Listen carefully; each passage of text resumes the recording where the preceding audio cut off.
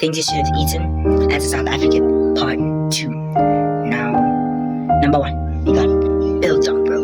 If you haven't eaten biltong in your life, bro, something's genuinely up. Biltong is that like long ass thing, bro. Okay, let me not say that. Yeah, whatever, bro. But if you haven't eaten biltong, bro, something's up. Go check. Okay, number 2, we got.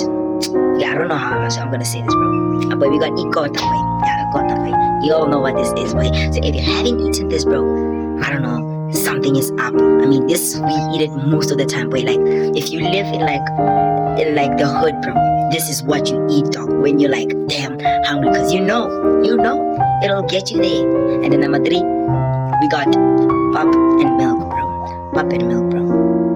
Yeah, we got pop and milk, bro. We eat this when there's no other backup option. There are no noodles in the house.